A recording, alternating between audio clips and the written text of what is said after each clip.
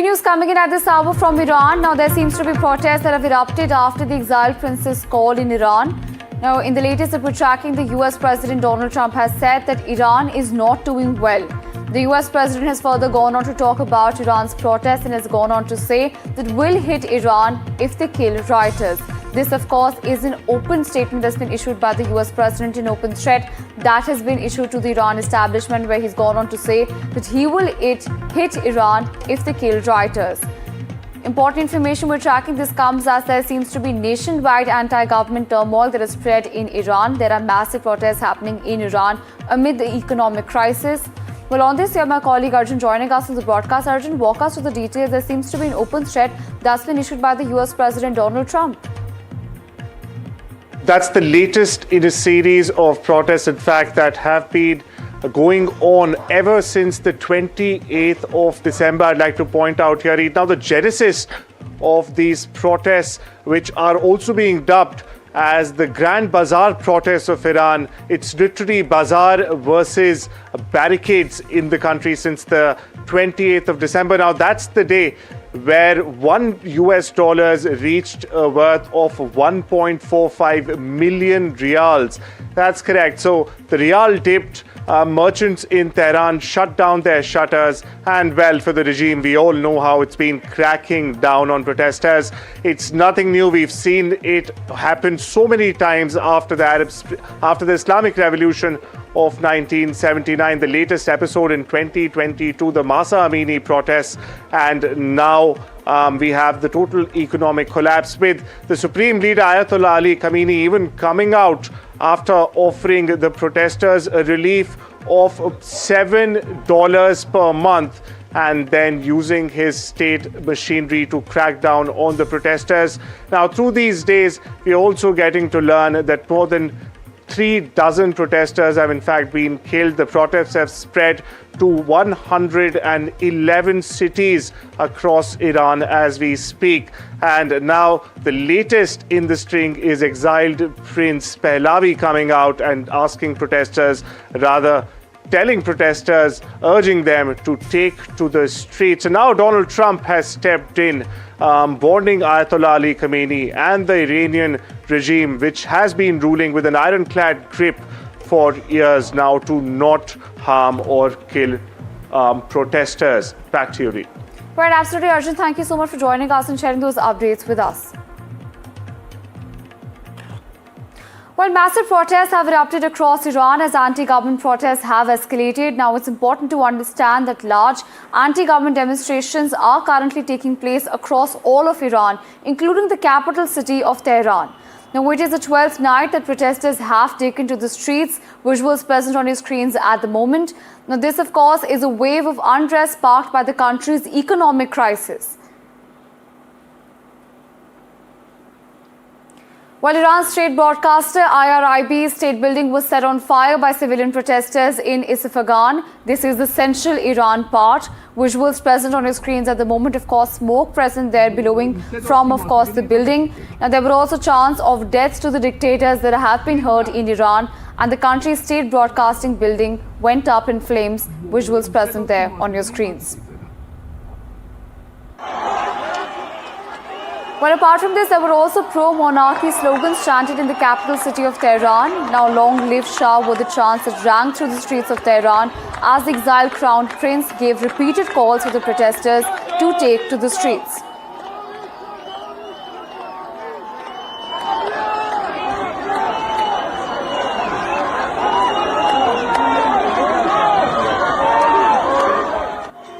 Well, a video showed protesters raising the Lion in the Sun, the flag of Iran, at a major square in the city to loud cheers from protesters. The protesters were chanting "Long live the King" in Persian, a nod to the pre-1979 monarchy. While the flag featuring the Lion in the Sun emblem was the official flag of Iran before the 1979 Islamic Revolution.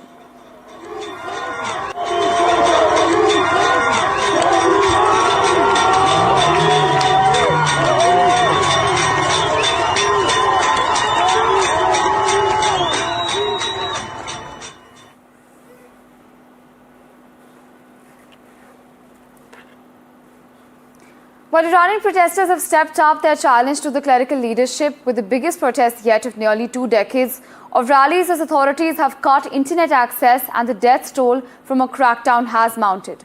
While videos and images show, in fact, massive anti-government protests across multiple cities in Iran. This comes as protesters took to the streets in large numbers. At least 34 protesters and 4 security personnel have been killed during the unrest, and about 2,200 protesters have been arrested. Now, this information comes from a US-based human rights activist news agency that has reported this. While the movement, which originated from a shutdown on Tehran Bazaar on the 28th of December after the real currency plunged to record lows, has spread nationwide and is now being marked by larger-scale demonstrations, including in the capital city of Tehran. While the exiled Crown Prince of Iran, Reza Pahlavi, has in fact called the protesters his courageous compatriots, urging them to take to the streets. He's further gone on to say that Iran is facing a historic moment and has added that he is ready to return to Iran. Now, amid the protests, the US President Donald Trump has reacted, saying that if the rioters are killed, the US will strike Iran. قطعا توجه کردید که ازدحام جمعیت باعث این میشه که نیروها پس بروند و امکان ریزش رو به سمت شما بیشتر میکنن. بنابراین مهم استش که این انضباط و گستردگی رو حفظ بکنیم. من اولین فراخوان خود را امروز با شما در میان میگذارم و از شما دعوت میکنم که این جمعه و پنجشنبه 18 و 19 دی ماه را سر ساعت 8 شب همگی چه در خیابان‌ها یا حتی از منازل خودتون شروع به شعار سر دادن بکنید. در نتیجه بازخورد این حرکت‌ها من فراخوان‌های بعدی رو به شما اعلام خواهم کرد. We certainly stand by anybody who's engaged in peaceful protest, anybody who's trying to exert their rights for free association and to have their voices heard. Obviously, the Iranian regime has a lot of problems, and as the President of the United States has said, the smartest thing for them to have done, it was true 2 months ago, it's true today, is for them to actually have a real negotiation with the United States about what we need to see when it comes to their nuclear program. I'll let the President speak to what we're going to do in the future, but we certainly stand with anybody across the world, including the Iranian people who are advocating for their rights. A call by Iran's exiled crown prince has seen thousands enter the streets of Iran's capital to protest against the government. The call by Reza Pahlavi had been kind of a question mark, especially as days of protests have been escalating in Iran over the country's ailing economy. Those protests had taken on an anti-government view over the last several days as they've intensified. Now, Reza Pahlavi had called for demonstrators to shout from their homes or to go out on the streets to show their support for a change of government there. And what witnesses in Tehran saw were thousands of people on the street, as well as people shouting, "Death to the Islamic Republic, death to the dictator," and other chants in support of the Shah. Now, it remains unclear just how much support Pahlavi actually has. There's a lot of demonstrators who are very young and don't remember what life was like under the Shah prior to the 1979 Islamic Revolution. And also, it remains unclear just how much support he'll have because of the support he's received and the support he's given to Israel, which launched a 12-day war against Iran in June that killed over 1,000 Iranians. So as of right now, there's still a lot of question marks, but one thing is for certain, these demonstrations in Iran seem to be gathering strength. And while the Iranian government is apparently starting to disrupt the internet there, they haven't cracked down all the way on these demonstrations, allowing them to continue. But after these demonstrations tonight, it's unclear just how they'll respond, particularly as Pahlavi has called for another set of demonstrations. Well, on this, we have Mr. Intifat Kanbar joining us. He's a Middle expert, in fact, the Middle East expert. Sir, I wish to understand from you. Firstly, thank you so much for speaking to NDTV. You know, there seems to be major protests that have gripped Iran at the moment. How exactly do you view the US President Donald Trump's statement coming amid this, where he's openly issued a threat to Iran, saying that if the rioters are killed or are harmed, then the US will strike Iran? Well, I joined President Trump's campaign in 2024, and I have met with many of the friends' closest circle in person, and the motto was peace with strength. Trump believes that peace cannot happen without strength, and Iran has been wreaking havoc and mayhem in the Middle East. Iran has been the biggest terror sponsor state, not only in the world, in the history of mankind.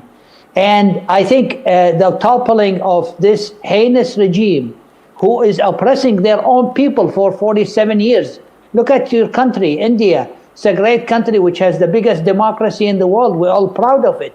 Why can't the Iranians have democracy and freedom to choose their leaders?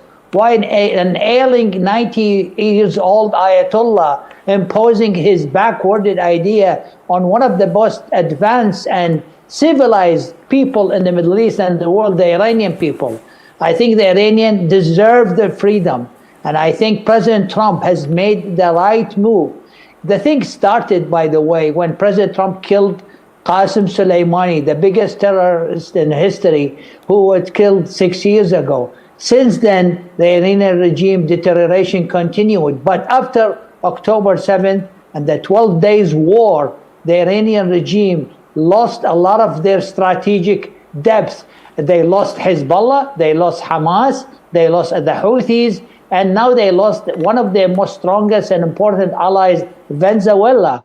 So the grand strategy for President Trump is not only to topple the regime of Tehran, is to help the Iranian people to topple their own regime and to establish peace and prosperity in the Middle East and the world when this regime, God willing, will go away.